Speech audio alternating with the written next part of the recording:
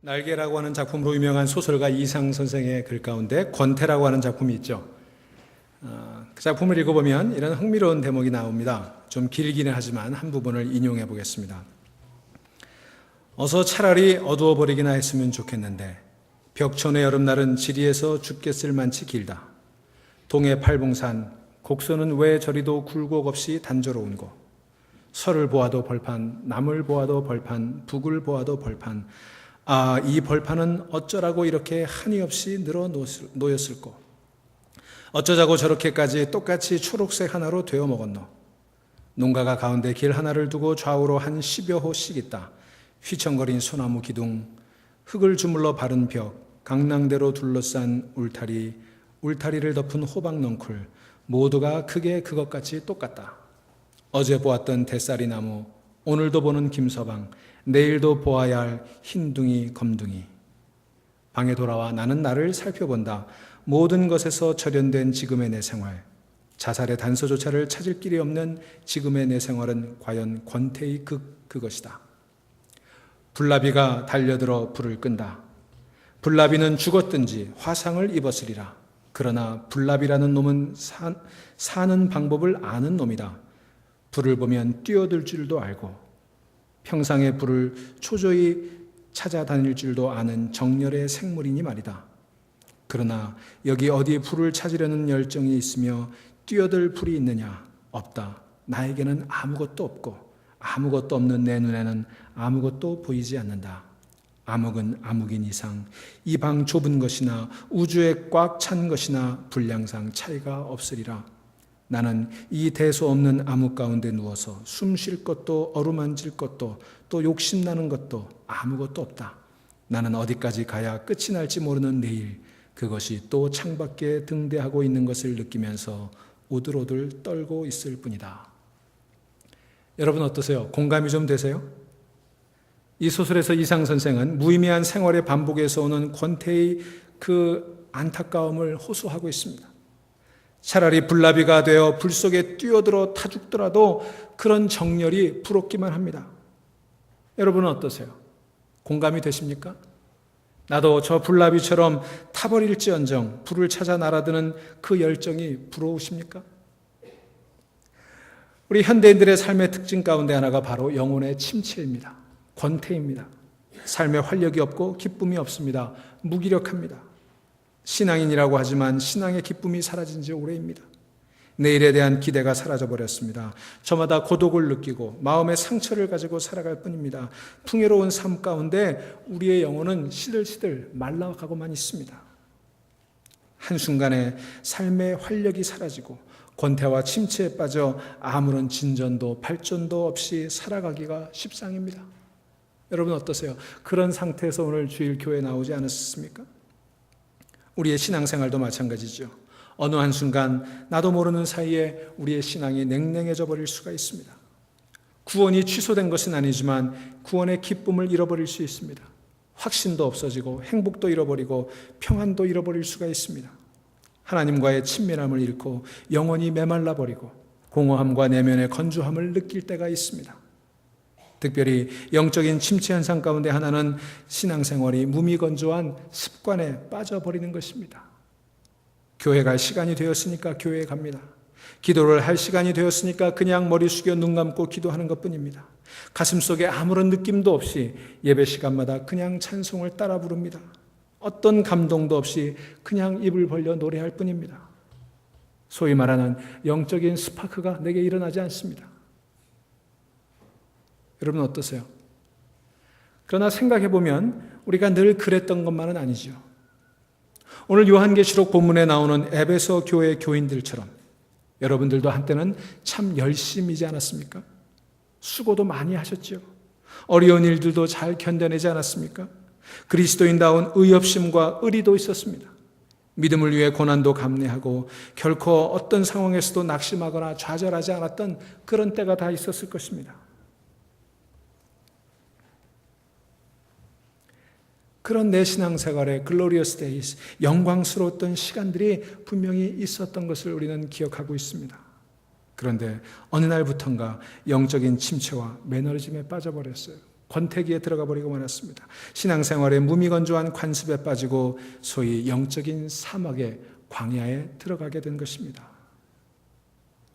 여러분, 이제 더 이상 하나님과의 친밀함을 느끼지 못하고 있지는 않습니까? 하나님의 임재를 전혀 느끼지 못하고 기도를 드리면서도 응답에 대한 기대감이나 확신이 없는 것은 아닙니까? 또 교회 헌신과 봉사에 대한 내면적인 공허감을 느끼고 있지 않으세요?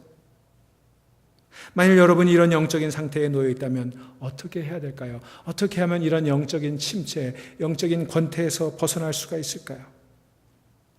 여러분, 오늘 우리가 비록 영적인 권태, 영적인 침체기에 들어있지만 복음은 이것입니다. 오늘 요한계시록 본문을 통해서 우리가 영적인 침체, 심각한 권태를 경험할 때 우리는 헤어나올 수 있다고 하는 것을 오늘 성경 본문은 이야기해 주고 있습니다. 그렇다면 우리가 이런 영적인 침체를 벗어나기 위해 어떻게 해야 될까? 오늘 요한계시록 본문은 우리에게 그 비밀을 얘기해 줍니다. 첫째로 우리가 심각한 영적인 침체기와 권태를 경험할 때 먼저 우리는 우리가 그 순수했던 사랑을 잃어버렸음을 인정해야 된다고 얘기합니다.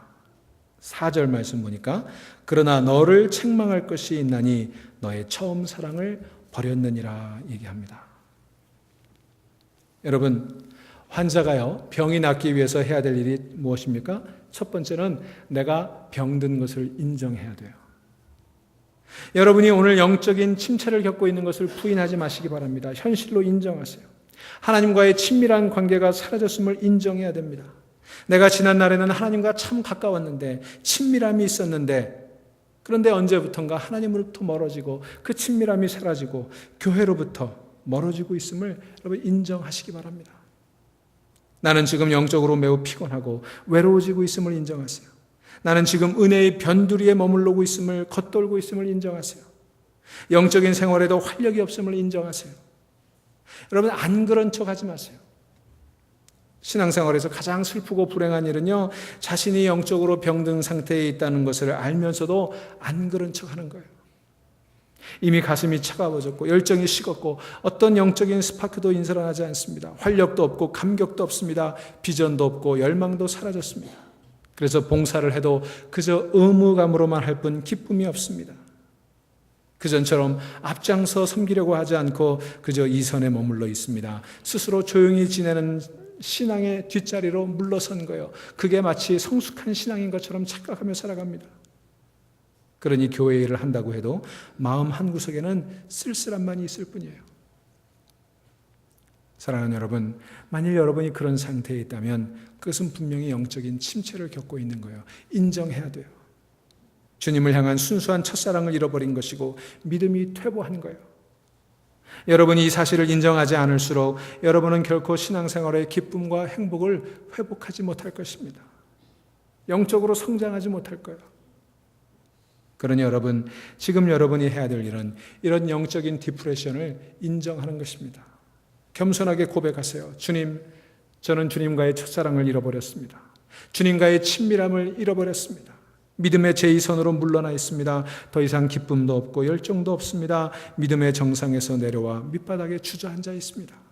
주님, 저에게는 영적인 회복이 필요합니다. 주님, 제 가슴에 다시 불길로 타오르게 하소서. 기쁨이 다시 솟아나게 하옵소서. 냉랭한 가슴이 다시 뜨거워지게 하옵소서. 주님과 다시 가까워지고 주님과 친밀하게 되게 하옵소서. 타다남은 제가 다시 활활 타오르게 하옵소서. 여러분, 이렇게 고백하고 이렇게 인정하고 이렇게 기도할 때에 주님은 여러분을 회복시켜 주실 줄로 믿습니다. 타다남은 제가 다시 은혜와 열정의 불길로 타오르게 될 것입니다. 그러니 우리가 순수한 사랑을 잃어버렸음을 여러분 인정하시기 바랍니다. 두 번째로, 우리가 영적인 침체, 그 권태에서 벗어나기 위해서 내가 언제 어디서 그 사랑을 잃어버렸는지를 깨달아야 되는 거예요. 5절 앞부분 이렇게 얘기합니다. 그러므로 어디서 떨어졌는지를 생각하고 회개하여 처음 행위를 가지라. 여러분, 환자가 치료받기 위해서 해야 되는 중요한 과정은요, 언제부터 그런 병적인 현상이 시작되었는지를 아는 거예요. 어디서 다쳤는지, 무엇을 잘못 먹었는지, 왜 병이 생겼는지 이렇게 추적해 봐야 되는 거예요. 영적인 진단도 마찬가지 아닙니까? 우리가 하나님과의 친밀함을 어디서 어떻게 잃어버렸는지 한번 상기해 봐야 돼요. 진단해 봐야 됩니다. 어쩌다가 그렇게 되었는지 스스로 물어봐야 되는 거예요. 여러분, 그렇게 물어보면요, 몇 가지 진단이 나오게 되는 거예요. 우리 영적인 침체, 영적인 권태에 몇 가지 원인이 있습니다. 첫째는요, 방심과 분주함이에요. 비즈니스. 우리가 너무 바쁘게 살다 보면 하나님을 잊어버릴 수가 있어요. 여러분, 우리는 선한 일을 하면서도 하나님을 잊어버릴 때가 있어요. 교회 열심히 나오면서도 하나님을 잃어버릴 때가 있어요.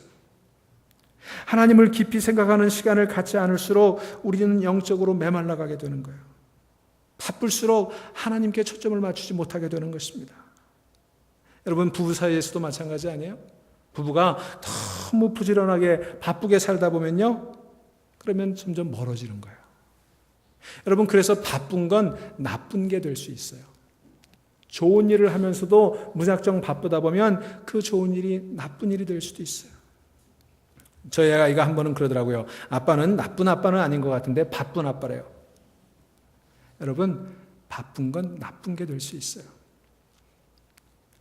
바로 그 방심과 분주함 때문에 우리는 사랑을 잃어버리고 처음 사랑에서 멀어지는 것입니다. 두 번째는요, 불순종입니다. 하나님께서 원하시는 것이 무엇인지를 알면서도 하지 않는 것입니다. 미루는 거예요.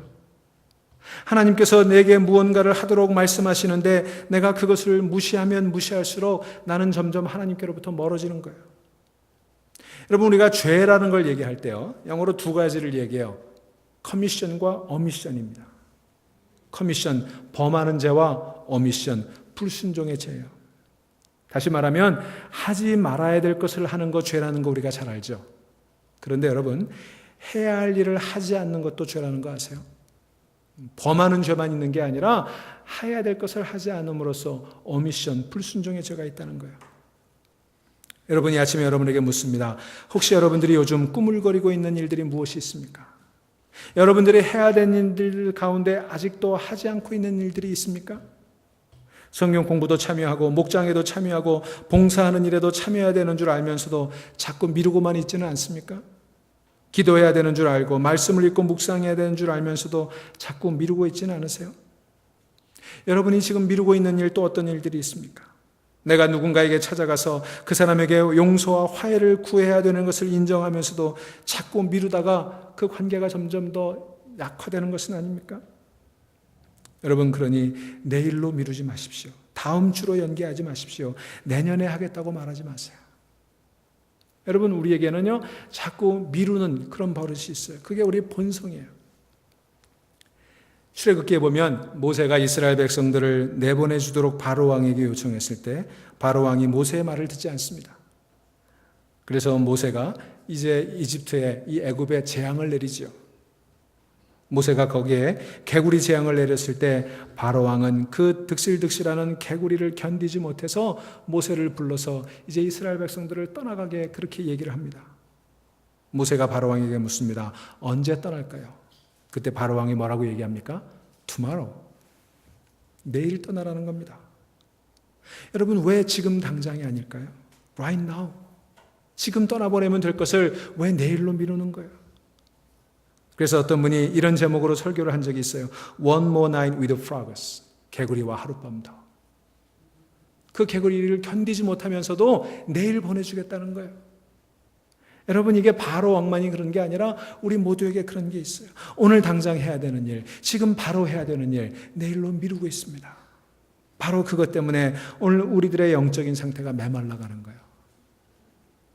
세 번째로, 우리가 어디에서 사랑을 잃어버렸는지 그 원인 가운데 하나는 우리의 능력과 자존심 때문입니다. 자기 능력을 의지할수록 주제넘게 되어 하나님의 능력을 필요로 하지 않습니다. 주제넘은 사람일수록 하나님을 의지하지 않아요. 뭐 매일 기도하지 않아도 괜찮던데 뭐. 여러분, 정말 괜찮을까요? 그러다가 탈진하고 그러다가 번아웃 되게 되는 거예요. 그 능력을 의지하는 마음, 그 자존심이 나를 초라하게 만들어버리는 것입니다. 네 번째, 우리가 그 사랑을 잃어버리는 원인 가운데 하나는요, 게으름이에요.